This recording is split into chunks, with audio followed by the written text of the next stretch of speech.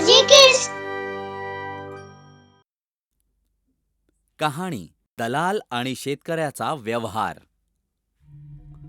आनंद नावाचा एक खूप हुशार दलाल होता. खूप कपटी डोके होते त्याचे.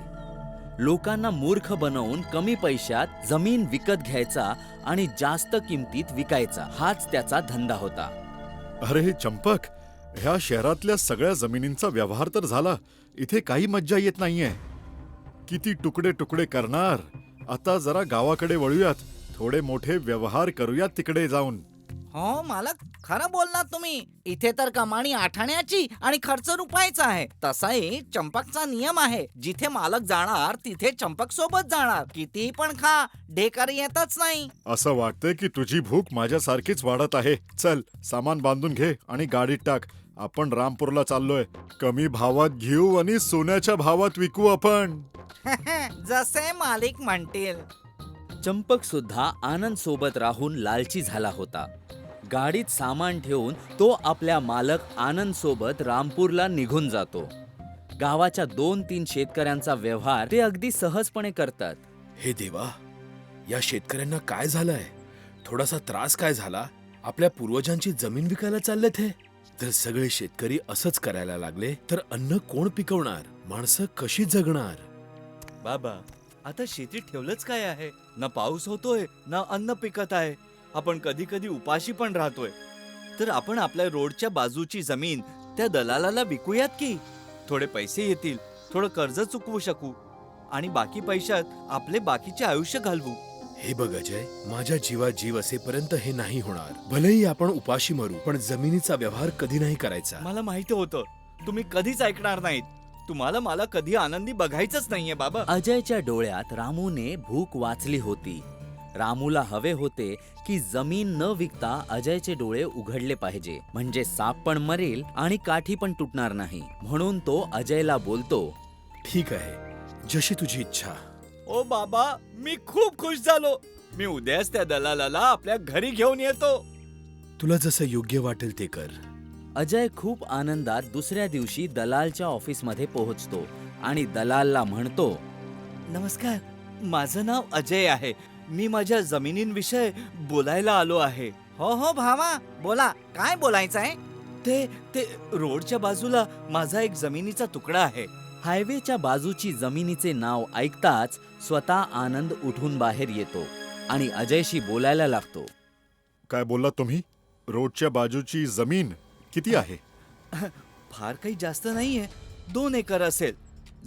जमीन तर मी दाखवतो, पण माझ्या बाबांची एक अट आहे की व्यवहार आमच्या घरी येऊनच होईल. हो हो, का नाही.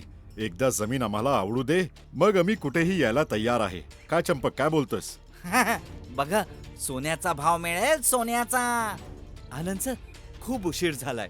तुम्ही एक काम करा, उद्या आमच्या घरी या. माझा पत्ता लिहून देतो. ठीक आहे, काही हरकत नाही. आम्ही उद्या येऊ. अजय आनंदच्या ऑफिसमधून आपल्या घरी जातो आणि त्यानंतर चंपक आनंदला बोलतो, मालक, सोन्याच्या किमतीची जमीन आहे आणि तुम्ही अशीच जाऊ दिलीत. तुम्ही म्हणालात मी उद्या येतो. व्यवहार तर आजच व्हायला हवा होता ना. अहं.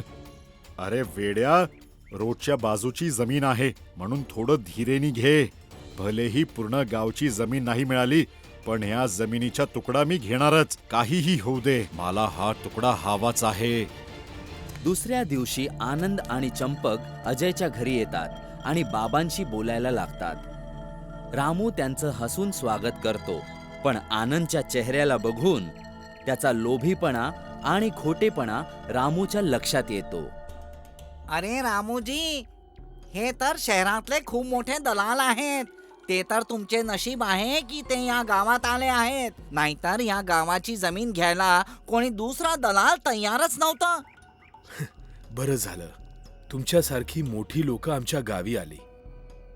नाही नाही रामू शेठ, आम्ही तर खूप छोटी माणसं आहे. हे तर आमचं नशीब आहे की आम्ही तुमच्या सेवेला हजर आहोत. बोला, कितीला विकाल तुम्ही तुमची जमीन? तुम्ही जमीन बघितली तर आहे ना? तुम्हाला आवडली का?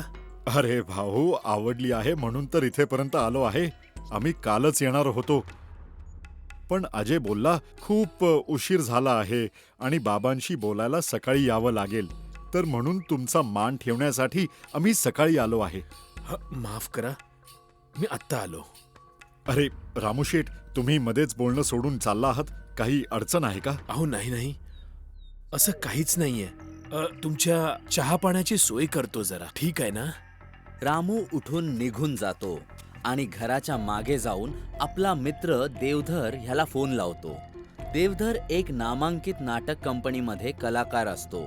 रामू आपल्या मुलाचा हट्ट आणि दलाल चंपकबद्दल सगळं सांगतो. अजयचे डोळे उघडण्यासाठी दोघे मिळून एक युक्ती लढवतात. रामू चहा घेऊन पुन्हा आनंद जवळ येतो. माफ करा, मला थोडा उशीर झाला. हा चहा घ्या ना. काही हरकत नाही. कदाचित आता व्यवसायानंतरच जेवणार. आमच्या चंपकला खूप भूक लागली आहे. ही तर खूप चांगली गोष्ट आहे. तुम्ही एक काम करा, उद्या रात्री जेवायलाच याल ना? आमच्या गरीब लोकांचे नशीब आहे की तुमच्यासारखी मोठी लोक आमच्या घरी जेवायला येतील. हो हो, नक्कीच. पहिले व्यवहार तर करूयात. अरे शेठ, कोणत्या गोष्टीची घाई आहे? जमीन तर तिथेच राहणार आहे ना, पळून नाही जाणार आहे ती. चंपक आनंदच्या कानात काहीतरी सांगतो. मालक, मला वाटतंय हा रामू आपल्याला जमीन विकणार नाहीये. बघा ना किती नाटक करतोय. अरे तू गप्प बस, काहीच बोलू नकोस. जमीन चांगली आहे म्हणून हे सगळं सहन करतोय, नाहीतर आतापर्यंत याचं ऐकलं नसतं. काय झालं? तुम्ही लोक काय बोलत आहात?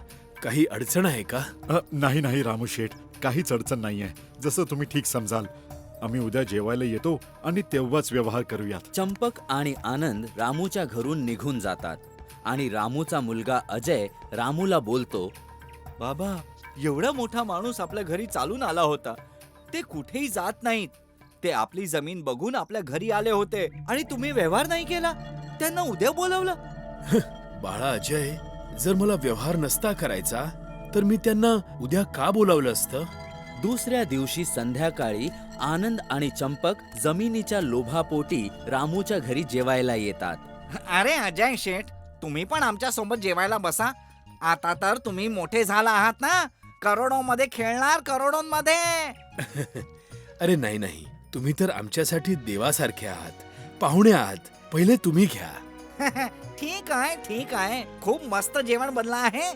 दोघांचे जेवण झाल्यानंतर अंगणात बैठक बसते.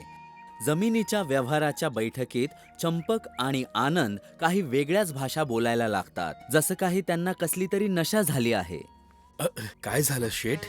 कुठला त्रास वगैरे आहे का? त्रास तर होत आहे ना. जमिनीचा व्यवहार होत नाहीये. शहरातली सगळी जमीन तर आम्ही सोडली नाहीये. थोड्याने आमचं पोट भरून घेतलं. आता आम्ही आमचं पोट भरण्यासाठी गावच्या शेतकऱ्यांना लुटणार आहोत. काही लोकांना पोलिसांची धमकी देऊन जमीन आमच्या नावावर केली. आनंद भाऊंची पोच वरपर्यंत आहे, वरपर्यंत. गावचे शेतकरी तर अडाणी असतात. त्यांना काहीच कळतच नाही. जमीन विकून टाकतात पैशाच्या लालशाने आणि आमच्यासारख्या लोकांना श्रीमंत बनवतात.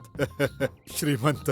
आता बघा ना, तुमची जमीन बघा ना, 5 लाखात तुमच्याकडून खरेदी करणार आणि तिला 5 करोड मध्ये विकणार. अरे आम्ही तर लुटारू आहोत, लुटारू. कोणी दलाल वगैरे नाही. लोकांना मूर्ख बनवणे आमचे काम आहे. त्याचेच पैसे घेतो आम्ही. हा, मला नाही विकायची आहे जमीन. ए म्हाताऱ्या, तू काही बिघडवू नाही शकत. या कागदावर तुझा अंगठा जो घेतला आहे आणि आता तर जमीन आमची होणारच. तेव्हा अचानक पोलिसांचा पोशाख घालून देवधर तिकडे पोहोचतो. देवधरला बघताच आनंद आणि चंपक घाबरून जातात आणि हात पाय जोडून रामूची माफी मागायला लागतात. देवधर दांडक्याने त्यांची जोरदार धुलाई करतो आणि गावातून त्यांना हकलून लावतो. देवधर काका, बाबा, हे सगळं काय आहे? तुझे डोळे उघडावेत म्हणून आम्ही हे सगळं केलं होतं. मी आणि तुझ्या बाबांनी त्यांच्या जेवणात भांगेची गोळी टाकली होती, कारण तुझ्या समोर सत्य उघडीस यावं. बघितलंस ना बाळा, खरं बोलून पळून गेले हे लोक. पण तो अंगठा, तो कागद. बाळा, देवधरने माझ्या अंगठ्याला खोटा अंगठा लावला होता. माझे निशाण तर कागदावर आलेच नाहीत. जमिनीचे कागद तर मी दिलेच नाहीत. बाबा, माझे डोळे उघडले.